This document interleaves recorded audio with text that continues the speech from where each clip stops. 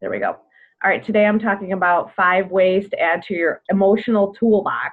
So last week I brought up, um, we did a lot of things about self acceptance. I don't know. I know, Michelle, you listened to it. I saw you commented on the post. Yeah, yeah. Um, and some different exercises to really get really in tune with where you're at and what you need at that moment, especially when you're in a moment of stress, like little kids or stress with whatever's going on with family or work or whatever. It's being able to sit still and be with yourself and really see what you need at that moment in time.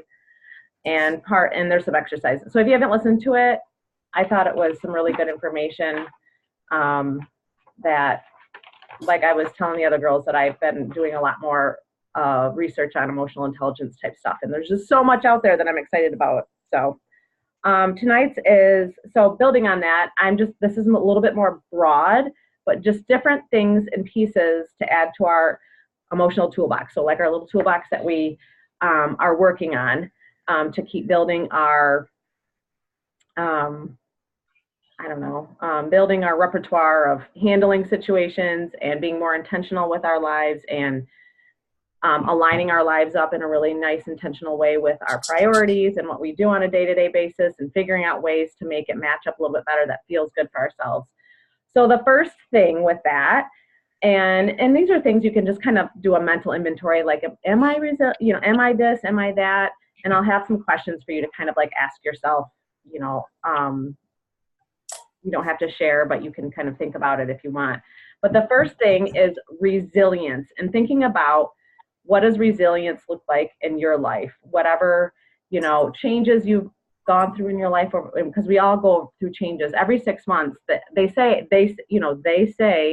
people go through changes or some sort of significant change in your life about every 6 months, or there's something that's shifted every 6 months. So we're always going through changes, even if you're like, well, I haven't moved in the last year. It doesn't have to be super large, but we go through changes. And so really think about where you're at with your level of resilience, being able to adjust to change, or being able to, even if you're like knocked down, quote unquote, knocked down, or,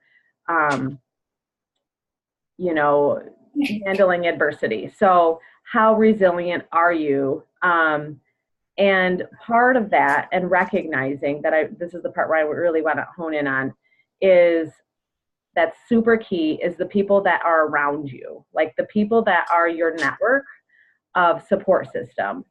I talked about it in one of my other posts earlier in one of the units about how, really looking at the people you surround yourself with in your life. And I'm not talking about people that live in your house, because your kids are your kids. Obviously your husband or your spouse or your significant other, if you have one, is probably one of those people. But who are the people that you associate with? And it doesn't have to be like someone I see on a day-to-day basis. It might be someone that I really connect with regularly and that is meaningful.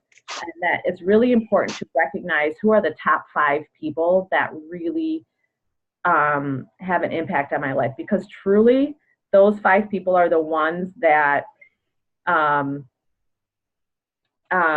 kind of sum up who you are. So if you look at the top 5 people you associate with and you're like, ooh, this person sucks the life force out of me, it's really good to recognize that.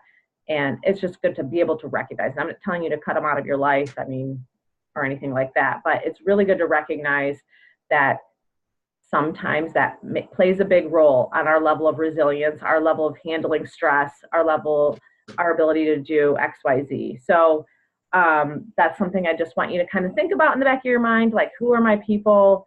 Who are the people that help me move through difficult times or change or stressful parenting situations, things like that. That was really helpful for me over the past few years. I would say that I've sifted out some people that I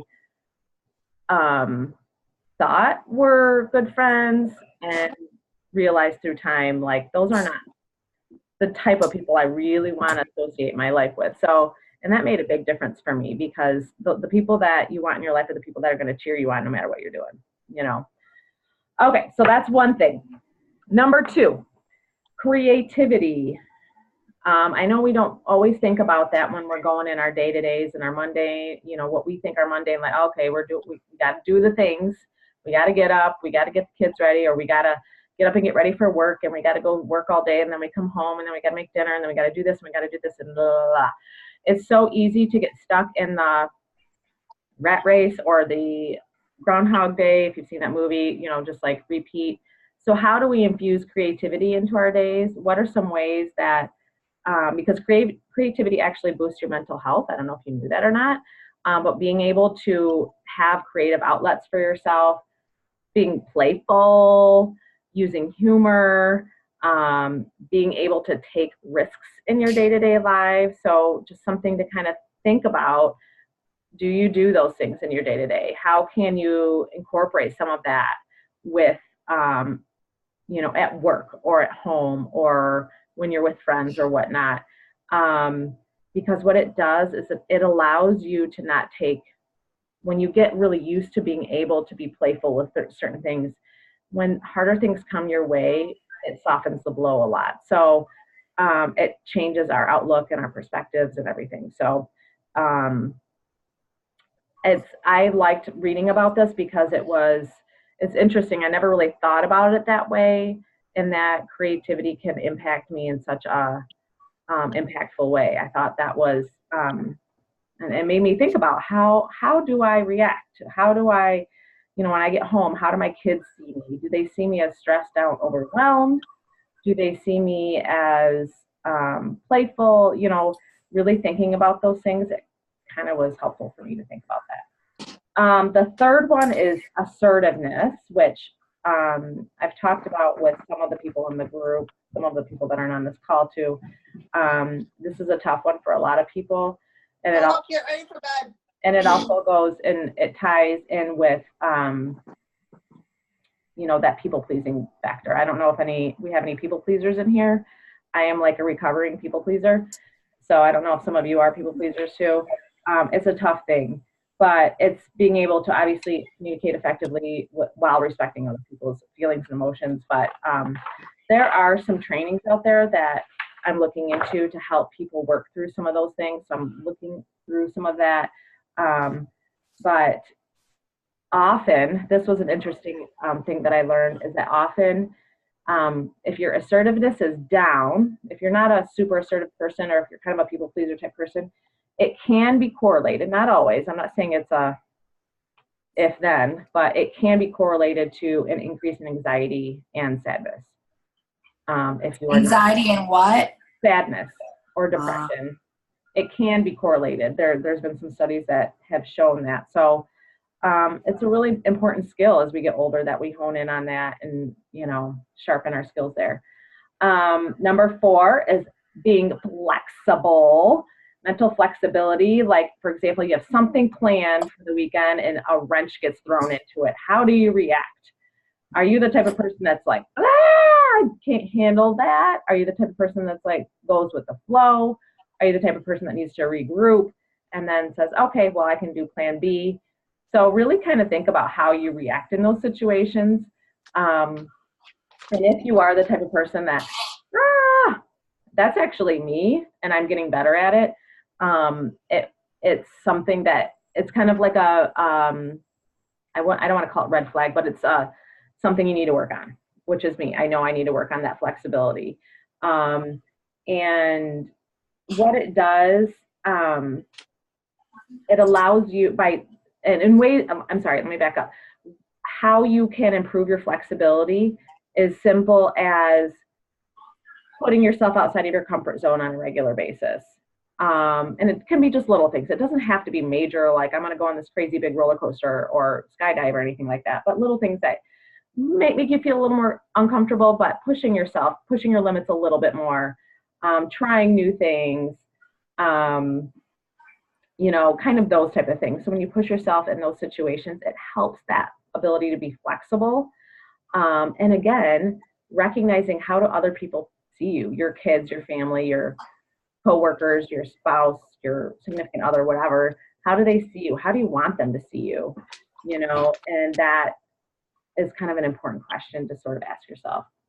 And then the last one is that is important to put in your toolbox, or something to really kind of do some self analysis on for yourself to see if you have some areas of improvement, is just your self awareness, paying attention to yourself, your thoughts, your actions, behaviors. Kind of goes with what I was just saying, like how do other people see you? Um, and looking at yourself and your weaknesses and your strengths, not from a punitive or a, oh, I need to be better at this, or I need to, or I'm so bad at this, or I'm so this, or I'm so that, but more of a viewpoint of curiosity, exploration. Like, for example, where I struggle with the changes in routine, instead of me saying, oh, I'm so bad at that, I could look at it from a curious standpoint. Okay, how can I look at this differently? How can what is something in the past where I was able to handle it in an effective way? Kind of looking at it differently than being hard on ourselves, really is what it comes down to. But really increasing that self-awareness, and it helps you kind of understand some areas that you might want to work on. And that can help us get to that overall sort of, place we want to be. So, with all of that said, was there any of those 5 that kind of popped out for any of you guys that